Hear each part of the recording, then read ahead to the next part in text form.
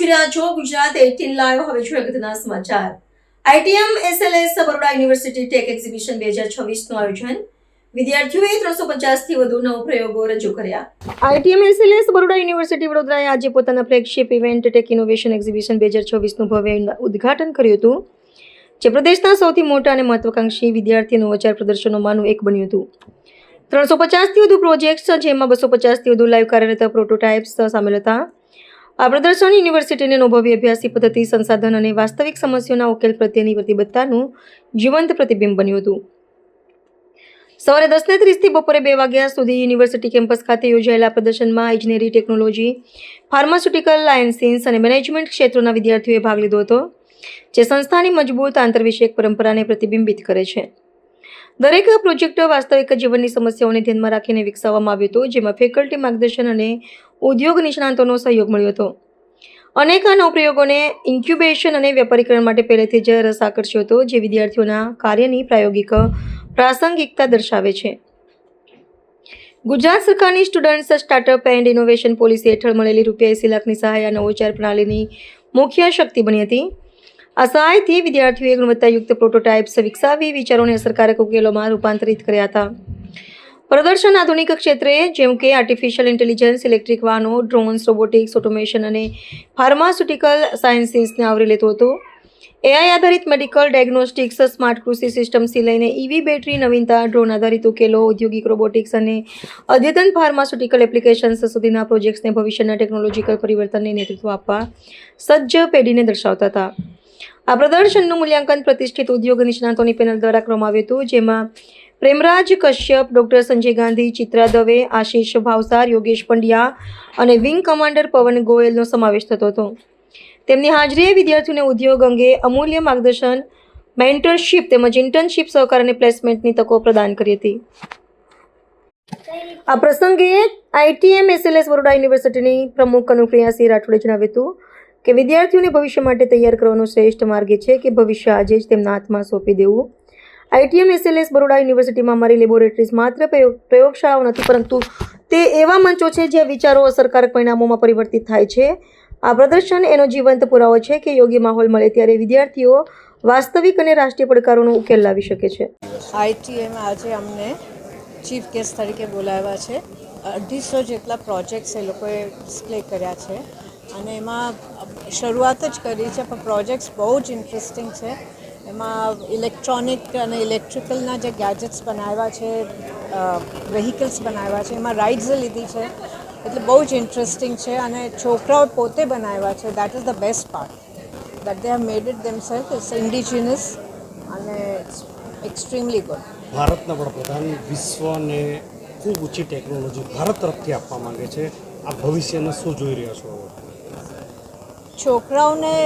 આવી રીતે શીખે એ લોકોને એટલું પ્રોત્સાહન આપે છે ક્રિએટિવિટી એટલું બધું છે પણ આગળ જઈને કંઈ ગવર્મેન્ટનું એવું હોવું જોઈએ જેમાંથી એ લોકો કમર્શિયલાઇઝ કરી શકે અને ધીસ કેન બીકમ મોર એડવાન્ટેજિયસ બધાને જઈ શકે ફોર એક્ઝામ્પલ એ લોકોએ અહીં વેન્ડર્સ માટે કંઈક કર્યું છે પણ એ વેન્ડર્સ સુધી પહોંચે એની માટે કમર્શિયલાઇઝેશન જોશે તો એની માટે યુ નીડ મની ફંડિંગ તો એ ફંડિંગ ક્યાંથી આવશે સ્ટાર્ટઅપ ગ્રુપ્સ કેવી રીતે બનશે that guidance and all that has to be arranged Yeah, this program is, I think, very well designed actually. Today's parlance actually learning by project actually. Project-based learning is the in things today. So the students have, I am told that there are 300 projects they have developed. But only for point is that after developing this kind of projects actually they have to have a prototype to launch commercially. So that may bring lot of to help the society also. So I think this is a great move by the university and I know the ITM they are very innovative in this kind of students they learn maximum by projects actually. There is no substitute to learning. Classroom and other things fine, but then this kind of project learning is give them edge over the other colleges and institutions. SLS Baroda university में हम लोगों ने tech innovation exhibition का आयोजन किया गया है यहाँ पर 350 प्लस प्रोजेक्ट जो हैं स्टूडेंट्स ने बनाए हुए हैं वो उन्होंने डिस्प्ले किए हैं जो प्रोजेक्ट्स हैं वो डिफरेंट डिफरेंट एरिया से हैं, जैसे कंप्यूटर साइंस के प्रोजेक्ट्स हैं जिन्होंने artificial intelligence, cyber security, blockchain से रिलेटेड प्रोजेक्ट्स बनाए हैं। इसके अलावा इंजीनियरिंग के प्रोजेक्ट्स हैं, जैसे कि मैकेनिकल इंजीनियरिंग के प्रोजेक्ट्स हैं जिसमें इलेक्ट्रिकल व्हीकल हैं, ATV बाइक हैं और रोबोटिक्स एंड ऑटोमेशन स्टूडेंट्स द्वारा बहुत अच्छे अच्छे रोबोट्स जो हैं वो बनाए हुए हैं। ITM SLS बड़ौदा यूनिवर्सिटी में जो भी प्रोजेक्ट डेवलपमेंट हो रहा है, यहाँ के जो करिकुलम है उसमें हम लोगों ने प्रोजेक्ट बेस्ड लर्निंग डे 1 से रखा हुआ है। तो स्टूडेंट्स जो हैं वो फर्स्ट ईयर से ही प्रोजेक्ट्स बनाना स्टार्ट करते हैं और उसी का आउटकम जो है वो आज हम लोग एग्जीबिशन में देख रहे हैं। हमारा इकोसिस्टम इस तरीके से है कि हम प्रोजेक्ट बेस्ड लर्निंग, इसके अलावा SSIP जो कि गुजरात गवर्नमेंट द्वारा हमें ग्रांट मिली हुई है, जिसमें 40 लाख जो है वो गुजरात गवर्नमेंट द्वारा मिले हुए हैं। 40 लाख जो है वो ITM SLS बड़ौदा यूनिवर्सिटी का इंक्लूड करके हम लोग 80 लाख का जो ग्रांट है वो स्टूडेंट्स को देने वाले हैं। इसके अलावा हम लोग सीड मनी के लिए ग्रांट देते हैं, जो 1 करोड़ के आसपास जो है हमारा सीड मनी का ग्रांट होता है। तो ये सारी चीज़ें मिलके जो ये इकोसिस्टम है, जो स्टूडेंट्स जो हैं 4 साल में जो सीखते हैं, उस तरीके से बहुत ही इनोवेटिव प्रोजेक्ट जो है उन लोगों ने बनाए हुए हैं। Thank you. मेरा नाम डॉक्टर प्रदीप लक्षकार है, मैं dean school of computer science engineering technology. लोगों ने ओरल डिस्पोजेबल फिल्म बनाई है for the treatment of anxiety. Anxiety में क्या होता है, पैनिक हो जाता है इंसान, उसको पता नहीं चलता उसको क्या करना है। उसको रिड्यूस करने के लिए हम लोगों ने ओरल डिस्पोजेबल फिल्म बनाई है।